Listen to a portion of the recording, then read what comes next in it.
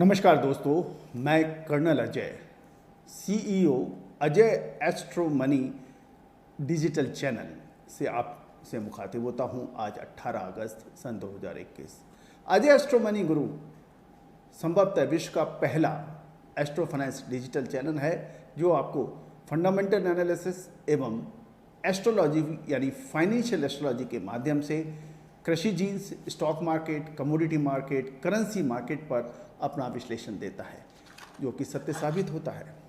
आज के इस विशेष एपिसोड में हम चर्चा करने वाले हैं हर आमो खास की पसंद, हर कारोबारी की पसंद प्याज यानी ओनियन। ओनियन की क्या संभावनाएं बन सकती हैं?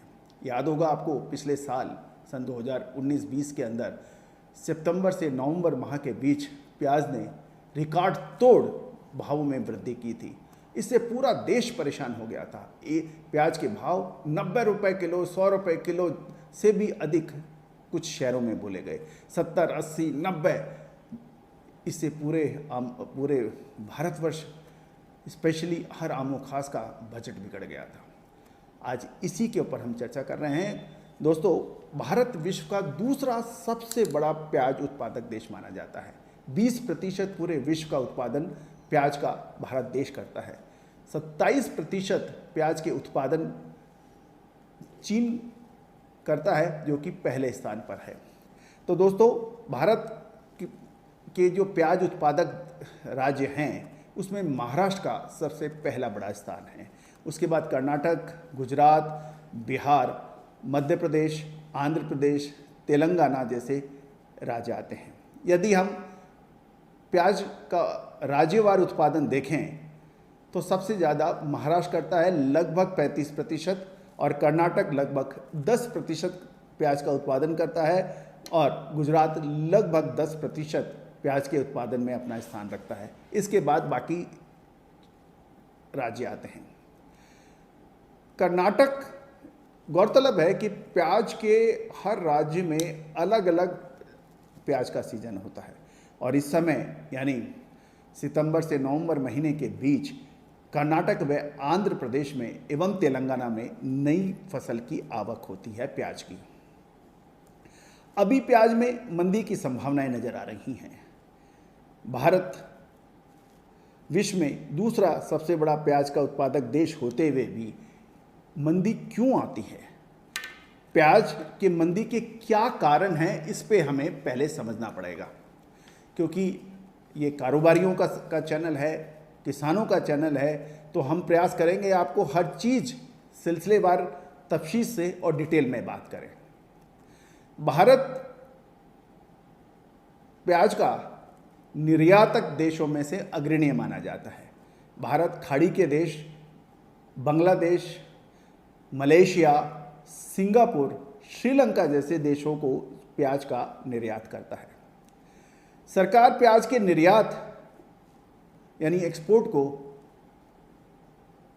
भारत में प्याज के दाम जब आकाश छूते हैं तो निर्यात बंद कर देती है और कभी खोल देती है।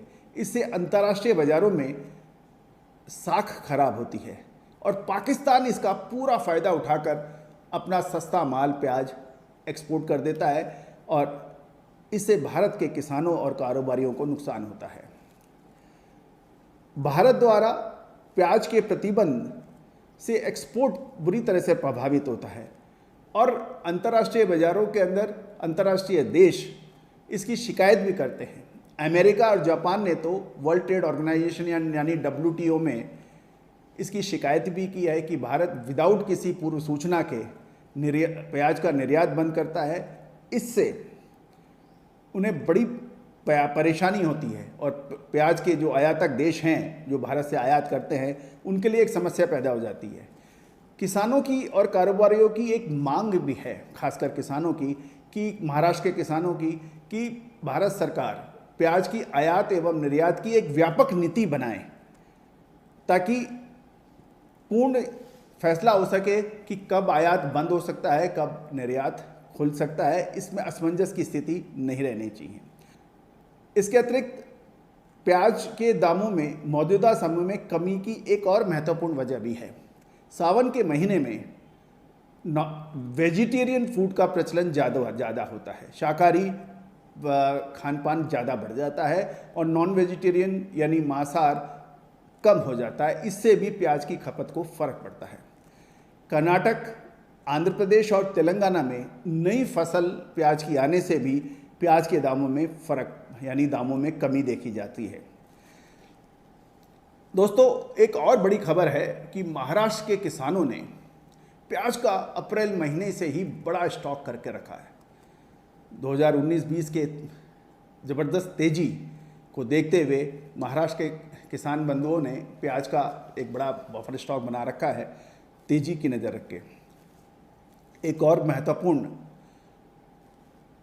सूचना आपसे साझा करनी है कि भारत सरकार ने इस साल लगभग 2 लाख टन का बफर स्टॉक प्याज का किया हुआ है, क्योंकि प्याज की बेताशा वृद्धि को देखते हुए पिछले साल की सरकार ने एक कड़ा कदम उठाया है ताकि प्याज के दाम बेताशा नहीं बढ़े। यूपी इलेक्शन भी बिल्कुल नज़दीक है। यदि इस समय यदि प्याज के दाम बढ़ेंगे तो इससे नकारात्मक प्रभाव सरकार की साख को भी लगता है। गौरतलब है कि यूपी का इलेक्शन हमेशा से ही सेमीफाइनल माना जाता है और जिसने जीती यूपी दिल्ली की गद्दी उसी की अक्सर ये कहा जाता है। ये ज़रूरी नहीं है, लेकिन ये अक्सर इसके बारे में बात होती है। यदि हम भारत सरकार का बफर प्याज का स्टॉक भी देखें तो सन 2017-18 में ये मात्र 5137 मैट्रिक टन था, जो कि सन 2020-21 में 1 लाख टन में कन्वर्ट हुआ और सन 2021-22 में ये लगभग 2 लाख टन प्याज का बफर स्टॉक सरकार ने कर रखा है।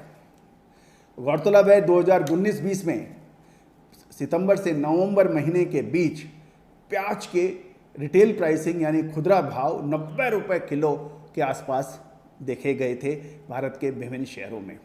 यदि हम इसकी एस्ट्रोलॉजिकल कैलकुलेशन भी देखें तो इस समय सूर्य एवं मंगल साथ हैं और देवगुरु बृहस्पति से समसप्तक योग बना रहे हैं। शनि और देवगुरु बृहस्पति दोनों वक्रावस्था में हैं और शुक्र नीच की अवस्था में हैं। ये सब ग्रह सहयोग प्याज के दामों में कमजोरी की संभावनाएं दिखाते हैं। लेकिन एक बड़ी बात, क्या प्याज को लगेगा एक बार तेजी का सबसे बड़ा झटका? किसानों के चेहरे खुल जाएंगे, कारोबारी नाच उठेंगे, या फिर लगातार मंदी जारी रहेगी? हमारे अगले एपिसोड में देख सकते हैं, या प्याज की विशेष रिपोर्ट के लिए आप संपर्क कर सकते हैं।